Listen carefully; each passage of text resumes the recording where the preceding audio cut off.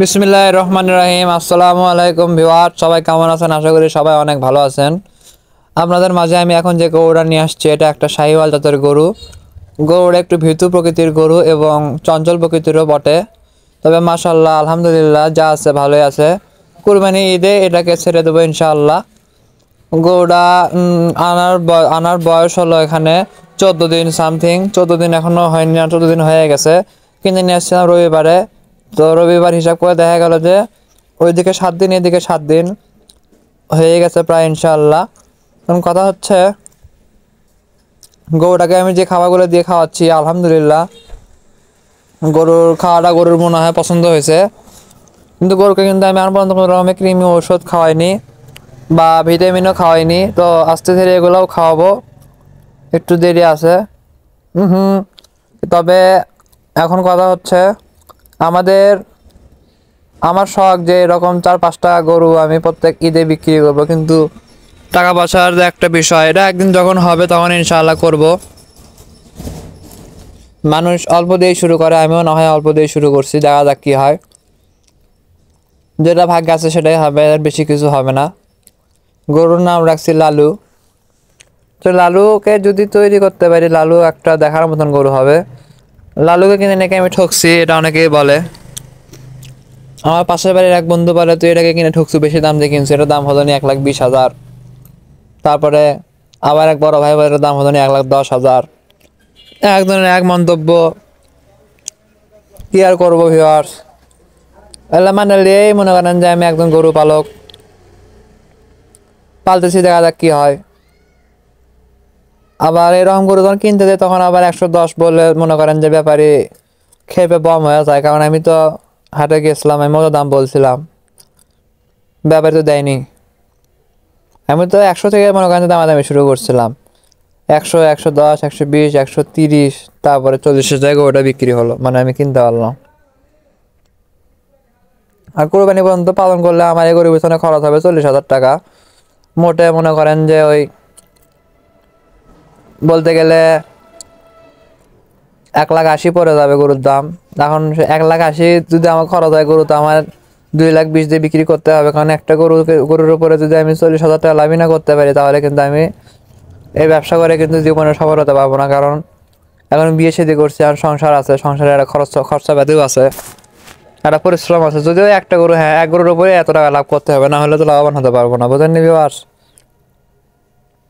যদি 40,000 টাকা লাভ করতে পারি, 40,000 টাকার সাথে কিছু টাকা দিয়ে একটা বকনা কিনলাম বা একটা দামড়া কিনলাম, এমনি ধীরে সুস্থে গরুর খামারটা উন্নতি করতে হবে। আর আমার বাসায় মুরগির এমন ভাইরাস চলে আসছে ভিউয়ার্স, যে আমার মুরগি প্রত্যেক দিন একটা করে মরতেছে। আর তার মধ্যে আমার পাটা ভাঙ্গা, এই কারণে মনে করেন আমি চলতেও পারি না, পায়ে প্লাস্টার করে নিছি। খালি লাশ দেখতেছি, এই আশা বলে তো চাচ্ছি তোমার একটা মুরগি মরে গেছে, ওই আশা বলে তো হাতের একটা মুরগি মরে গেছে। তাও সেগুলো তত্ত্বতা বুড়ানি মুরগি, ডিম পারি মুরগি, মনে করেন কালকে ডিম পারছে আজকে মরে গেল, এরকম একটা অবস্থা। এখন আমি যে ওষুধটা খাওয়াই আর কি সুস্থ করে থাকি, সেই ওষুধটা আজকে সব কটা মুরগিকে খাওয়াই দিলাম ইনশাল্লাহ। কালকে দেখবো যে মুরগিগুলোর কি অবস্থা হয়। যদি দেখি যে মুরগিগুলো কালকে কোনো মরার রেকর্ড নাই, সব মুরগি বেঁচে আছে, তাহলে কালকেও খাওয়াবো। আর যদি দেখি যে মরতে আছে মনে করেন যে থামাথামি নাই, তাহলে কিছু করার নাই ভিউয়ার্স, মানে নিতেই হবে। আসলে ভাবছিলাম যে মুরগি পালন করে আস্তে আস্তে মুরগির সেক্টরটা একটু বড় করব, মুরগিও বড় হবে, তার পাশাপাশি গরুও আস্তে আস্তে পালবো। মানে গরু আর দেশি মুরগির প্রতি আমার একটা টান ছিল। আর আমার যে ছাগলটা আমি বর্গা দিয়ে রাখছিলাম একটা মহিলার কাছে, তো সেই ছাগলটার বাচ্চা হয়েছে একটা, কিন্তু দুঃখের বিষয় বাচ্চাটা হওয়ার পরে মারা গেছে। এখন সেই মহিলা এই ছাগলের দুধ দহন করে খাচ্ছে এবং বললো যে ওই ছাগলটাকে নাকি সে আর পালবে না, সে হয়তো 2-1 মধ্যে ছাগলটা আমাকে দিয়ে যাবে। তো আমি নিয়ে নিবো ইনশাল্লাহ, নিয়ে আমার এই গরুর সাথে ছাগলটাকেও রাখবো ইনশাল্লাহ। কারণ গরু ঘর মাশাআল্লাহ অনেক বড়, এখানে মনে করেন যে ছাগল আর গরু একসাথে থাকতে পারবে।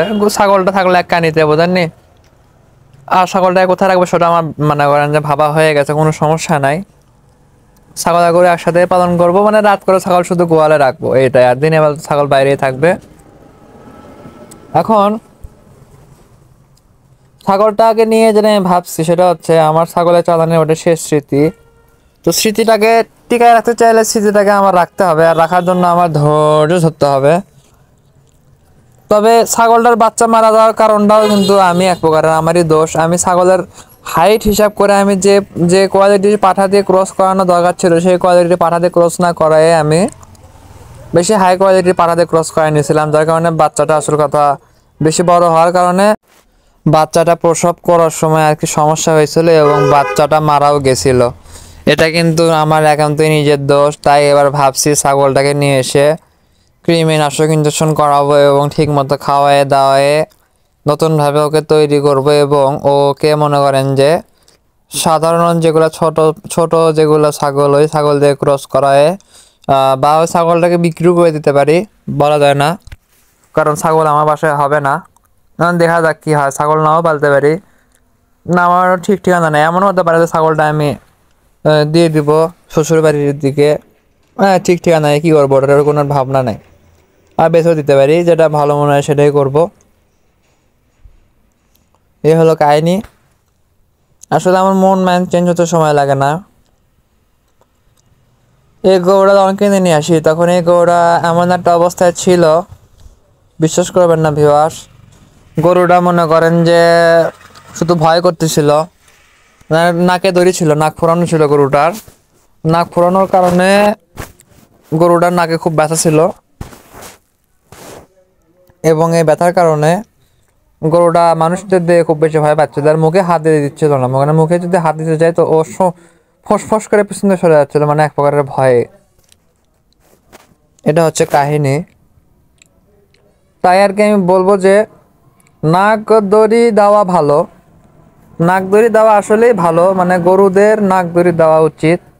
তা না হইলে গরুরা একটু খচ্চর হয়ে যায়, মানে বুঝতে তো পারতেছেন কেমন কেমন করে। তার মানে এই না যে অতিরিক্ত টাইট করে নাক দড়ি দিয়ে রাখবেন, তাহলে কিন্তু আবার গরুদের সমস্যা হয়। একবার ভাবে দেখেন যে আপনার দুই মুড়া নাকের দড়ি দিয়ে মনে করেন যে টান করে বান্ধা আছে এবং গলায় একটা দড়ি দেওয়া হয়েছে, তখন কিন্তু আপনি কিন্তু চলতে পারবেন, আপনার নাকে কিন্তু আঘাত লাগবে, এরকমই একটা বিষয়। অবলা প্রাণী বোবা প্রাণী ওরা তো বলতে পারে না, কিন্তু আমাদের সেটা বুঝে নিতে হবে। তাই আমি নাক দড়িটা একদম খুলে দিচ্ছি, খুলে ওরা ফ্রি করে দিচ্ছি একদম। আর একে আমি কোনো প্রকারের হলে ইঞ্জেকশন করতে পারবো না, ক্রিম ইঞ্জেকশন করতে পারবো না। আমার টার্গেট, আমার পা ঠিক হওয়ার পরে একসাথে আমি লেবানিক নামে একটা ক্রিমি ওষুধ পাওয়া যায় ট্যাবলেট, 3 পিস খাওয়াই দেবো ওর শরীরের মধ্যে গেলেই হচ্ছে। তারপর যা হয় হোক, এর বেশি কোনো কিছু খাওয়ানোর দরকার নাই,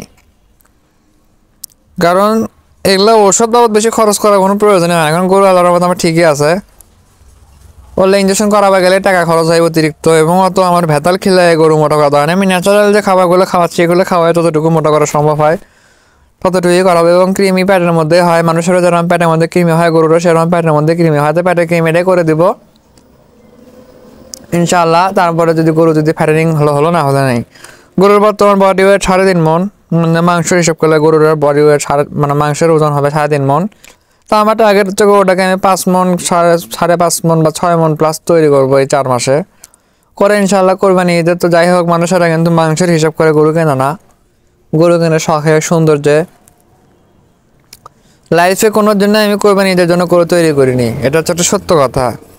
মানে আজীবন দেখছি যে কোরবানিতে সবাই মোটামুটি যারা গরু পালক তারা কিন্তু কোরবানি টার্গেটে কিন্তু সুন্দর সুন্দর কিন্তু গরু তৈরি করে এবং সেগুলোকে বিক্রি করে, কিন্তু আমি কিন্তু এখন পর্যন্ত কিন্তু কোরবানি টার্গেটে কিন্তু জীবনে গরু তৈরি করিনি, বা আমার গরু পালন করার বয়সই কেবলমাত্র এই কোরবানি ঈদ আস্তে আস্তে হবে হয়তো 1 বছর সামথিং। তাই আর কি এত বেশি ভাবার সময় নেই ইনশাল্লাহ। শুধু এতটুকু ভেবে চিন্তে গরুটাকে ক্রয় করছি যে কোরবানি ঈদে গলা কম্বল, শিং, চুট, বডি একটু লম্বা চড়া গরুগুলো চলে ভালো। বাট এই গরুটার উচ্চতা বা এই গরুটার রেট একটু বেশি হয় কারণে একটু টেনশনে আছে যে এরকম দামি গরুকে কিনবে আমার থেকে,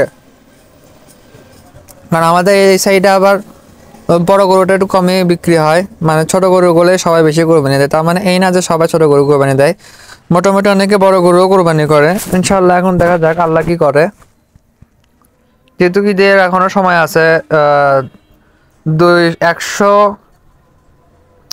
118 দিন সামথিং, 118 দিনের মতো সময় আছে কোরবানি ঈদের, যেটাকে বলা হয় 3.5 বা 4, মানে করেন যে 3.5 মাস, বেশি কিন্তু সময় না, 3.5 মাসের মতো সময় আছে। আর এই 3.5 মাসে কতটুকু খরচ হবে সেটা আমার আইডিয়া করা হয়ে গেছে। এখন গরু আমার সকালে 3 কেজি খাচ্ছে, বিকেলে 3 কেজি খাচ্ছে দানাদার, এবং খড় খাচ্ছে 5 থেকে 6টি। এখন দানাদারের কথা বলতে গেলে আমি যে মিক্সার তৈরি করছি, মিক্সার তৈরি করতে আমার ভালো লাগে খরচ হয়েছে। বলতে পারেন যে এক বস্তা ভুসির দাম নিচে হলো 1850। 2 বস্তা না 2.5 বস্তা গুঁড়া দিছি, 2.5 বস্তা গুঁড়ার দাম লাগছে হলো ওই ধরে নেন 1500 টাকা। তো 1500 আর হলো 800 কত হয় হিসাব করে নেন। এবং তার পাশাপাশি ওই ধরে নেন 800-900 টাকার মতন ভুট্টা দিছি, দিয়ে একটা মিক্স তৈরি করছি। এবং তার সাথে এসিআই কোম্পানির মিটমোর যে ফিড, যেটা আসল কথা গরুর জন্য তৈরি করা হয়েছে, এই ফিডটাও যে খাওয়াচ্ছি, সব আবার খুদ দেওয়া হচ্ছে। মানে বলতে পারেন যে ঈদে বিক্রি করবো দেখে গরুটাকে একটু মানে ভালো কোয়ালিটি সম্পূর্ণ খাবারই দিচ্ছি। এবং আমি এই ফিডের কথা বলে অনেকে রাগ করে, কিন্তু আমি বলবো যে না, কোরবানি ঈদিকে যেটাই হোক, ফিড এমন একটা জাতীয় খাবার যেটা দেওয়া উচিত, অন্ততপক্ষে ষাঁড় গরুদের দেওয়া উচিত। এমনকি যারা গাভী গরু পালন করে তারাও কিন্তু দিয়ে থাকে। সেই ফিডের নামটা হচ্ছে হলো, গাভীদের ফিডের নামটা আমার ঠিক খেয়াল নাই, তবে গাভীদের ফিডটাও মোটামুটি ভালোই চলে, অনেকে খাওয়ার দুধ বেশি হওয়ার জন্য। তাই আর কি, আমি তো গাভী গরু সেক্টরে যাবো ইনশাআল্লাহ, আল্লাহ যদি কোনোদিন আমাকে অনেক বেশি টাকা পয়সা দেয় আমি যাওয়ার হিম্মত করব। বাট যেহেতু আমার এখন টার্গেট ফ্যাটেনিং এর প্রজেক্টে আমি আসছি, আমি এখন থেকে কোরবানি ঈদ শেষ হয়ে গেলে আমি কোরবানি ঈদের মানে এই গরুটা যদি সেল হয়, আশা করি গরুটা সেল হবে, ভালো দামে সেল হবে ইনশাআল্লাহ।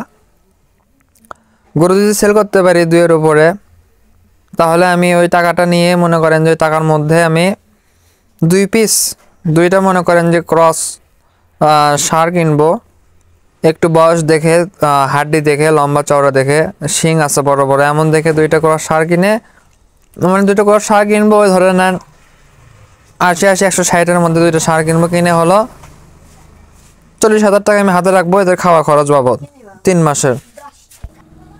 এবং এটাই দেখবো যে 3 মাস, মানে 3 মাসে মোটা তাজাকরণ করা যায় নাকি, ইনশাল্লাহ যাবে। যদি এও ষাঁড়গুলো যদি আমি একটু বয়স দিয়ে কিনতে পারি, মনে করেন যে বয়স আছে ধরলেন 1.5 বছর বয়স, এমন দেখে যদি কিনতে পারি, তাহলে 3 মাসে ইনশাল্লাহ গরু ফ্যাটেনিং করতে পারবো।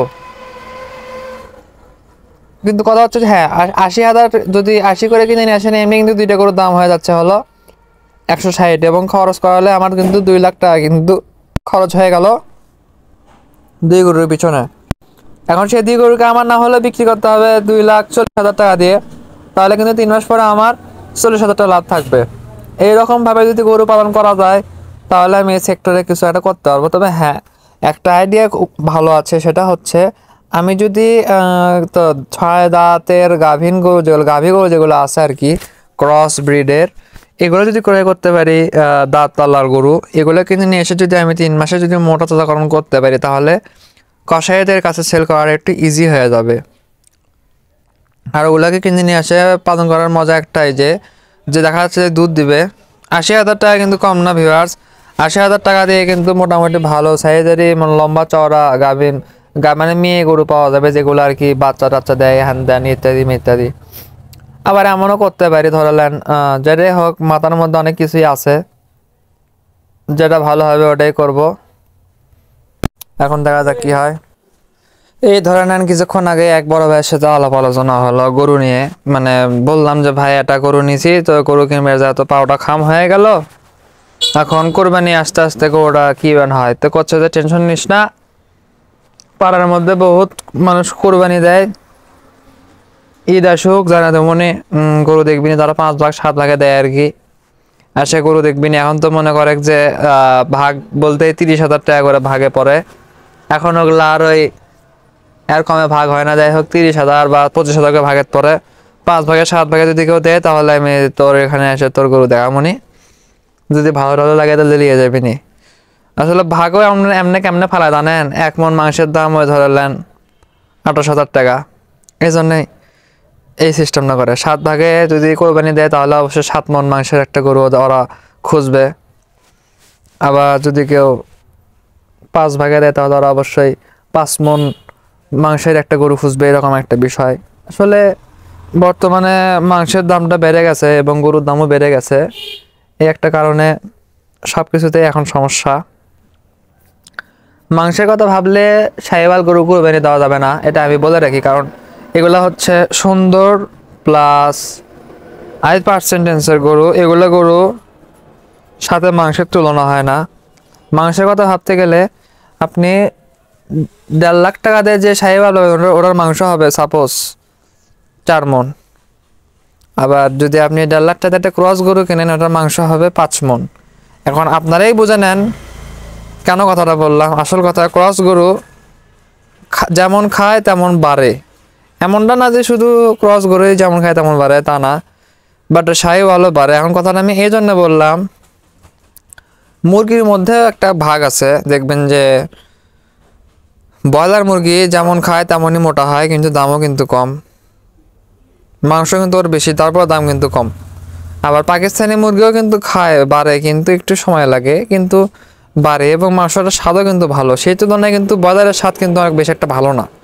এরকম আর কি গরুর মধ্যেও যেগুলো আর কি ফ্রিজিয়ান ক্রস, তারপরে জার্সি ক্রস বা জার্সি ফ্রিজিয়ান, এগুলোর মাংস স্বাদের কথা বলতে গেলে তেমন একটা স্বাদ হয় না, যার কারণে এদের মাংসের দাম একটু কম হয় এবং এরা একটু তাড়াতাড়ি মোটা হয়। তারপরে আসলাম হচ্ছে শাহিওয়াল বা নেপালি গির বা ব্রাহ্মা, যেটাই হোক, এগুলা গরু আবার পার্সেন্টেজ একটু হাই কোয়ালিটি, মানে এই গরুগুলা ধীরে ধীরে বড় হয়, কিন্তু একদম অনেক ভালো একটা ক্যাটাগরি গরু, যার কারণে আর কি এগুলোকে আমি পাকিস্তানি মুরগির সাথে তুলনা দিলাম, মানে বোঝানোর খাতিরে, তাই এদের দামটা একটু বেশি। আবার আসি হলো দেশি মুরগির সেক্টরে। দেশি মুরগির খেয়াল করবেন যে দেশি মুরগির বাজার কোনোদিন কিন্তু ডাউন হয় না, এবং দেশি মুরগি খাল বিল তো না, মানে মাঠে ঘাটে, তারপরে ওই যে পোকামাকড় হ্যান ত্যান পচা গলা ভাত তরকারি এগুলা খেয়ে ছোট থেকে বড় হয়। তারপরেও এই মুরগিগুলা সারা বাংলাদেশের যে কোনো প্রান্তে মোটামুটি 450-500 টাকা কেজি দরে কিন্তু বিক্রি হচ্ছে বর্তমান। এইরকম দেশি গরু ওই দেখবেন যে মাঠে ঘাটে যেখানে সেখানে বেঁধে রাখতেন, একটু জঙ্গলে টুকটাক খাবার খালো, আবার একটু গুঁড়া দিয়ে একটু ভাত মেখে দিলে বা পানি দিয়ে একটু মনে করেন যে কোনো মতো দিলেই সেটা খেয়ে কিন্তু মোটামুটি গরুগুলা তৈরি হয়, এবং এই গরুগুলার দাম কিন্তু সব থেকে বেশি। মানে সাইজ হিসেবে দেখতে পারবেন যে এই গরুগুলার দাম অনেক বেশি হয়ে থাকে। প্রায় বলতে গেলে বলা যায় যে এদের বডি ওয়েটের কথা বলতে গেলে তারা ওই 4 থেকে 5 মণ সর্বোচ্চ হয়, এর বেশি হয় না। তাও সেগুলো গরুর দাঁতের কথা বললে 6 দাঁত পর্যন্ত হয়ে যায়। 6 দাঁত বয়সে যাওয়ার পরে এদের বডি ওয়েট হয় হলো 6 মণ। তাও অনেক কমই পাওয়া যায় এরকম ক্যাটাগরির গরু, তাও বললাম আর কি। আর এইরকম গরুগুলো কিনতে গেলে তখন কিন্তু আর ওই 28,000 25,000 টাকা মনে কিন্তু গরুগুলো কিনতে পারবেন না। এগুলো গরু কিনতে গেলে মনে করেন 30,000 টাকা মন ধরে কিনতে হবে। তাহলে এখন হিসেব করে দেখেন কত টাকার দাম। এই জন্যই বলি যে দেশি গরু পালন লাভজনক, এবং দেশি গরুর মাংস অনেক বেশি স্বাদের। এই দেশি গরুর মাংসের কথা বলতে গেলে অনেক স্বাদ হয়।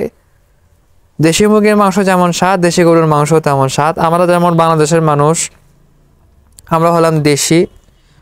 আবার দেখবেন যে ওই বাইরের দেশের মানুষের দেখে মনে হয় যে ব্রয়লার, কথাটা এই জন্য বললাম, লম্বা জাতমান বিবেচনা করে কিন্তু এগুলা গরু ছাগল ক্রয় করতে হয়। ছাগলের কথা বলতে গেলেও দেখা যায় যে দেশি ছাগলের দাম একটু বেশি হয়, মানে সাইজও ছোট, মাংসও কম, তারপরও দাম একটু বেশি। সেই তুলনায় আবার ক্রস ছাগলের দাম কিন্তু অত বেশি হয় না, অথচ সাইজও বড়, মাংসও বেশি। এটাতেই বোঝা গেল যে দেশি ছাগল, দেশি গরু সব মানে দেশাল জিনিসপত্রের দাম সবসময় বেশি হয়, সাইজও ছোট কিন্তু দামটা বেশি। এরকম আর কি শাহিওয়াল বলেন বা অন্য এগুলোরও দাম কিন্তু ভালো, কারণ এই গরুগুলা বাচ্চা অবস্থায় কিনতে গেলে দেখবেন যে বডি ওয়েট হিসাব করলে দেখা যায় যে 1 কেজি মাংসের দাম ওখানে 1200 টাকা ধরতে হয়, সেই হিসেবে ক্রয় করতে হয়। এবং এই গরুগুলোকে যখন পালন করা হয় 2 বছর 3 বছর, তখন কিন্তু 700 টাকা দরে কিন্তু আর কি চলে। আচ্ছা ভিউয়ার্স, আজকের ভিডিওটা আমি এখানে শেষ করে দিলাম। নতুন কোনো ভিডিও নিয়ে আপনাদের মাঝে আবারও হাজির হব। আপনারা সকালে ভালো থাকবেন, সুস্থ থাকবেন। আসসালামু আলাইকুম।